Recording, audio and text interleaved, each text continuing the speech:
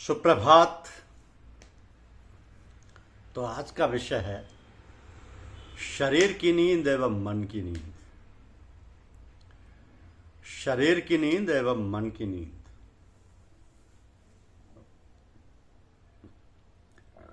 आध्यात्म मार्ग में चंद बातों की खास जरूरत पड़ जाती है।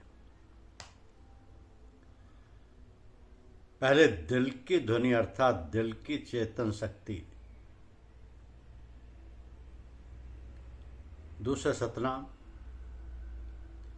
तीसरे सतगुरु की संगत और तवज्जो।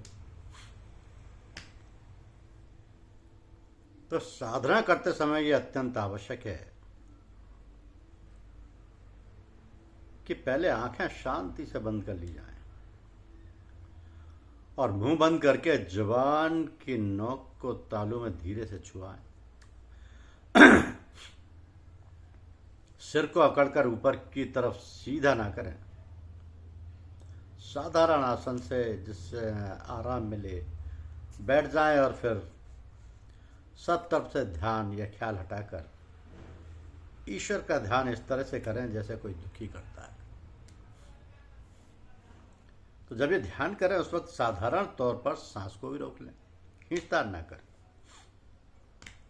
उसके बाद फौरन ध्यान को लेकर दिल पर जमाएं। अगर ध्यान में ना आए तो यह संकल्प करें कि उस मूल को देख रहा हूं जो तमाम आनंदों का केंद्र और मुंह है। तो दिल के ध्यान के लिए यह भी जरूरी है कि कुछ ना कुछ शरीर के हिसाब से एक जगह भी नियत कर दी जाए जहां पर ध्यान दमाया जा सके। सीने में हृदय के पास जहां धुकधुकी की आवाज हर व्यक्ति होती रहती है, उसको दिल पकड़ने की जगह कायम करके उस पर हिम्मत बांधे। इस तरह से दिल पर ध्यान व हिम्मत बांधने के समय सांस मध्यम पड़ जाती है और बाज बाज रुकी रुकी सी भी मालूम होती है। तो कहीं उसका कुछ ख्याल नहीं करना चाहिए। जब ध्यान व हिम्मत दिल पर पड़े तो दूसरे सहारे की चीज की जरूरत पड़ती है जिससे वह ध्यान व हिम्मत कहीं वहां टिक सके और विचार गति भी वहां शामिल होकर विघ्न डालने के बजाय सहायक हो सके। और वो चीज है सतनाम। मतलब यह कि दिल की ध्वनि के साथ सतनाम का सुमिरन जारी रखना चाहिए। ख्याली नजर दिल की ओर लगी रहे, ख्याली जुबान दिल से सतनाम उच्चारण करती रहे और ख्याली कान दिल की ध्वनि से वही सतनाम सुनते रहे। इस प्रकार जितनी दिल में पैठ हो जाएगी उतनी ही महबियत, लीनता, सुषुप्ति और समाधि उस स्थान से अपने आप आती जाएगी और बेध्यान का ध्यान व आनंद होने लगेगा। तीसरी चीज मुख्य है जिसकी इस अभ्यास में जरूरत पड़ती है, वह सतगुरु की जाहिरी और भीतरी संगत। तो अभ्यासी के अभ्यास के सिलसिले में चढ़ाव व अवतार में जो सहायता मिला करती है वह सिर्फ इसी चीज से मिला करती है। नहीं तो नफ्स, मन और अहंकार साथ साथ ऐसा सूक्ष्म और बलवान होता जाता है कि जब कहीं पर उसका प्रभाव हो जाता है तो फिर कुछ बन नहीं पाता। लटूपना और पूंजी सब कुछ उन डाकुओं के ही हाथ लगती है और उसका उल्टा अनुचित लाभ उठाया जाता है। तो फारसी में इन्हीं तरीकों को संक्षेप में जिक्र, फिक्र और मराकबा, जिक्र, फिक्र व मराकबा और शगल राब्ता बताया गया है। तीन चीजें हैं, जिक्र, फिक्र व मराकबा और शगल राब्ता बतलाया है। चूंकि हर चीज का अमल अपने कुछ नियमों पर रहकर ही सुंदर व मनोहर और काबिल कबूल हो सकता है, अतः हर अभ्यास के पूरा होने के लिए उसके साधन के संबंधी नियम या सलूक की बातें नियत की गई हैं, जिसे मान लिया जाए कि यह चीज इस अमल में ठीक उतरती है, जैसे मोहब्बत या प्रेम। तो ठीक पहचान उसके अभ्यास यानी सलूक से ही हो जाता है। वो क्या है? ये तीन बातें हैं, हया, अदब और शांति। तो जहाँ इनका सलूक ना हो वहाँ मोहब्बत व प्रेम का सही तारीफ नहीं हो सकेगी। हमारा ये रास्ता प्रेम व मोहब्बत के कुदरती नियम के साथ बंधा हुआ है। तो यह भी जरूरत मालूम होती है कि आगे चलकर आंतरिक ध्यान व सुमिरन, उपासना और गुरु भक्ति को लेते हुए उन बातों और आदतों को भी याद कर लिया जाए जो कि अपनी आत्मा, ईश्वर और सतगुरु की जगत जात से संबंध रखते हैं तथा संत महात्मा व सतगुरुओं ने अपने अनुभवों से कस कस कर अभ्यासियों के हित के लिए छोड़े कि जहां अपनी मिट्टी चाहे दिल प्यार किया चाहे, हर एक सुहागा ने किस किस को पिया चाहे, प्रीतम के पुजारिन हूँ उस दर की भिखारन हूँ, मैं ही तो सुहागन हूँ क्यों करना पिया चाहे, मैं खाना उल्फत में क्या खूब पिया चाहे, तो कुछ न दिया चाहे जी भर के पिया चाहे। तो देखने में आता है कि लोगों के दिलों में सचमुच मालिक की प्रेरणा होती है और जीने में ये इच्छा भी होती है कि ईश्वर की भक्ति करें, परिश्रम भी करते हैं, साधन और जाप पाठ भी जैसा मालूम हो जाता है करते हैं, लेकिन शांति में आनंद नहीं मिलता है। तो जिस चीज या साधन पर जी लगाने की कोशिश करते हैं वहीं पर से फिसल जाता है और जमता नहीं। आखिर इसका क्या कारण है? तो जिस तरह शारीरिक ब्रह्मचर्य बिगड़ जाने से वीर्य की शक्ति में इतनी क्षीणता आ जाती है कि उसमें जमाव और रुकावट का बल नहीं रहता, ठीक इसी तरीके से मानसिक ब्रह्मचर्य बिगड़ जाने और क्षीण हो जाने से मानसिक सूरत या तवज्जो में स्वयं जानने, रुकने, बंधने आदि का बल नहीं रहता और सीधे नहीं, साधे नहीं सकता। तो जो चीज ज्यादा कमजोर, दुर्बल, क्षीण और पतली हो जाती है वह बंधती और जमती नहीं बल्कि हर जगह से बहती और फिसलती रहती है। यही कारण है कि जहां मन को हिम्मत यानी सूरत या तवज्जो को जरा ध्यान में लगाया नहीं कि तुरंत ही वह अपने ही बोझ व दबाव से झट फिसल जाता है और जिस चीज को जी चाहता है या प्यार करता है उसी चीज पर से वो फिसल जाता है। सुख के स्थान पर दुख का कारण रहता है। तो सच तो यह है कि ऐसे लोगों से एकदम यह कह देना या उनकी बाबत ये समझ लेना कि यह अधिकारी या जिज्ञासु नहीं है, बड़ा अन्याय और शक्ति का व्यवहार है।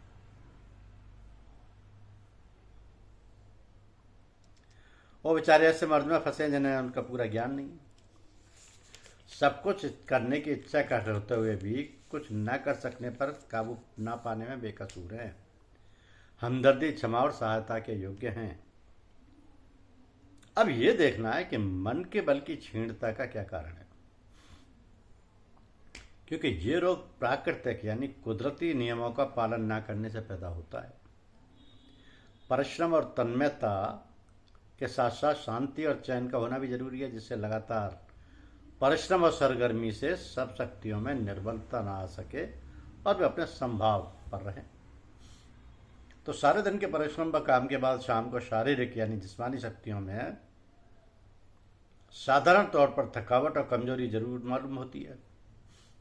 इस थकावट और कमजोरी को दूर करने के लिए रात को नींद की अवस्था में जाना ही पड़ता है तथा यह शरीर शून्य सा रह जाता है।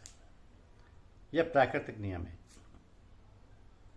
तो इस प्रकार जब रात की आराम व नींद से प्रातःकाल उठते हैं तो शरीर में थकावट और कमजोरी के बजाय एक नया उत्साह व स्फूर्ति, तरोताजगी आ जाती है तथा एक नवीन बल का संचार हो जाता है।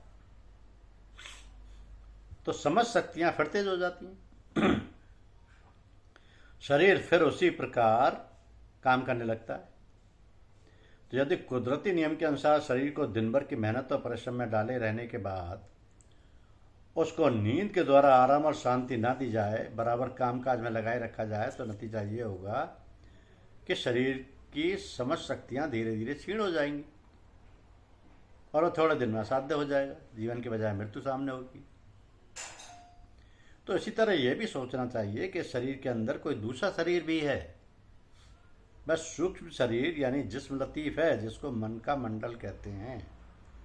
जब इस स्थूल शरीर यानी जिस्म कसीफ के साथ प्रकृति का यह नियम पालन करना जरूरी है ताकि वह तंदुरुस्त, सुंदर और बलवान रह सके। तो भला दूसरे सूक्ष्म शरीर यानी जिस्म, लतीफ पर भी यही नियम लागू होना चाहिए, क्योंकि शरीर के साथ साथ वो भी बराबर काम करता रहता है, बल्कि इस पर ज्यादा काम पड़ता है। दिन भर शरीर के साथ साथ उसको लगा रहना पड़ता है। फिर नींद की अवस्था में जब स्थूल शरीर शून्य रहता है तब उसके कर्मों के हिसाब किताब जमा खर्च आदि करता है। इसलिए शरीर को नींद में जाने की जरूरत दिन रात में एक बार पड़ती है।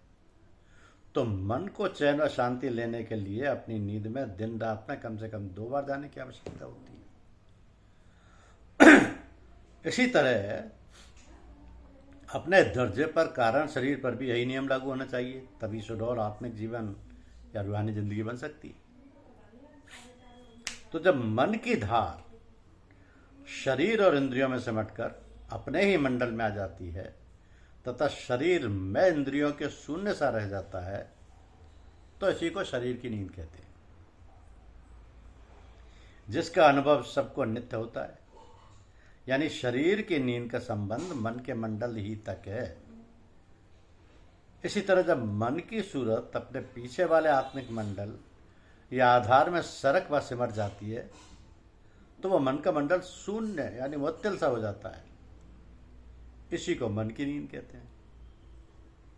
तो जिस तरह शरीर की नींद से शरीर की शक्तियां और फिर से नवीन और तरोताजा हो जाती हैं तथा शरीर में नया बल पैदा हो जाता है, उसी तरह मन अपने पीछे के संबंध में जाने से वह भी आत्मिक लाभ उठाता है। आप इस चीज को दोबारा समझें कि जब मन की धार शरीर और इंद्रियों से सिमटकर अपने ही मंडल में आ जाती है तथा शरीर में इंद्रियों के शून्य सा रह जाता है, तो इसी को शरीर की नींद कहते हैं, जिसका अनुभव सबको नित्य होता है। यानी शरीर की नींद का संबंध मन के मंडल तक ही है। इसी तरह जब मन की सूरत अपने पीछे वाले आत्मिक मंडल या आधार में सरक व सिमट जाती है, तो वह मन का मंडल शून्य सा हो जाता है। इसी को मन की नींद कहते हैं। तो जिस तरह शरीर की नींद से शरीर की शक्तियां फिर से नवीन और तरोताजा हो जाती हैं तथा शरीर में नया बल पैदा हो जाता है, उसी तरह मन अपने पीछे के संबंध में जाने से वह भी आत्मिक लाभ उठाता है। यानी जब मन की सूरत आत्मिक मंडल से लौटती है तो वहां से नया बल साथ लाती है, जिससे मन मंडल में आत्मिक प्रकाश और आत्मिक बल का संचार हो जाता है। तीसरा लाभ यह होता है कि मन मंडल में चूंकि आत्मिक बल व आत्मिक आनंद का प्रकाश जोरदार हो जाता है, इसलिए शरीर जब नींद से जागृति में आता है तो वो जो धार मन मंडल से आकर इंद्रियों के द्वारा काम करती है, वह भी आत्मिक बल और प्रकाश व आनंद से रसी बसी होती है। फिर भीतर बार वही आत्मिक आनंद, प्रकाश और शांति छलकने लगती है। अब हम जरा सच्चाई से सोचें और विचार करें तो मालूम होगा कि जब से होश संभाला है, या कम से कम इस बात को पूरी समझ में आ गई है, तब से ऊपर वाले कुदरती नियम को कहाँ तक अपने मन के साथ बरता है। शरीर चूंकि स्थूल है, यदि यह रोज नींद में ना आ जाए तो थोड़े दिनों में शरीर बेकार और शिथिल हो जाएगा, उसकी सारी शक्तियाँ क्षीण होती जाएंगी। इसलिए इसकी फिक्र हर आदमी को नित्य ही करनी पड़ती है। लेकिन सूक्ष्म शरीर मन चूंकि देह रूप है, फिर आत्मा से इसका सीधा बल मिलता है, इसलिए इतने वर्षों तक रात दिन काम में लगे रहते हुए भी इस उम्र तक चल रहा है। हाँ, ये तो जरूरी बात है कि प्राकृतिक यानी कुदरती नियम के अनुसार कम से कम 2 बार रोज आत्मिक नींद ना मिलते रहने से उसके सामान्य बल में क्षीणता और कमजोरी उतनी ही ज्यादा पैदा हो गई है कि उसके जमने और सधने पर काबू ही नहीं रहा। तो संक्षिप्त में कहा जा सकता है कि शरीर की शक्तियों का अपने आधार मन मंडल में गोता मारना शारीरिक नींद कहलाती है, और मन का ज्ञान इंद्रियों समेत जब अपने आधार आत्मिक मंडल में गोता मारना तथा सब कुछ अपनी तरफ से भूल जाना मन की नींद कहलाती है। तो इसी प्रकार जीवात्मा यानी कारण शरीर का अपने भंडार में गोता मारना उसकी नींद कहलाती है। तो नींद से मतलब समझकर अर्थ लेना चाहिए कि मन की नींद को सुषुप्ति, समाधि यानी कि महबियत व इस्तेगराक कहते हैं।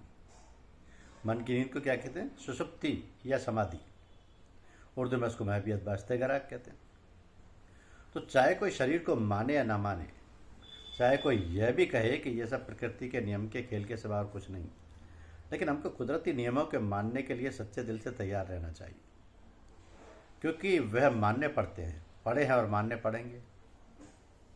इसलिए प्राकृतिक नियमों पर जब नज़र डाली जाए तो चाहे राम नाम, चाहे अल्लाह अल्लाह आदि मालिक के नाम से प्रेम पैदा करें, चाहे कोई नाम लें या ना लें, मगर इन कुदरती नियमों पर चलें तो जीवन में जो ऊंची दशाएं और उन्नति की स्थितियां हैं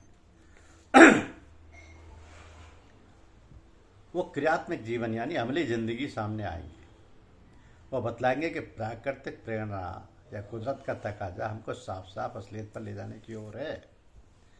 जब हम शारीरिक यानी जिस्मानी नींद से शारीरिक तंदुरुस्ती और खूबसूरती का आनंद उठाने की बराबर की कोशिश करते रहते हैं, तो उससे बड़ा हमारा यह भी फर्ज है कि मन की नींद का पहलू भी वैसा हो, सुंदर और प्रकाशमय नूरानी बनाने का कर्तव्य पूरा करें।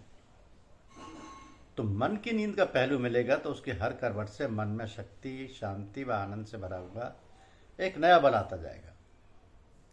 मोटी मिसाल ये है कि जब किसी को कोई उम्दा से उम्दा स्वादिष्ट भोजन मिल जाता है तो उसकी इच्छा प्रबल हो जाती है और दिल में उस चीज़ के स्वाद की याद रहती है।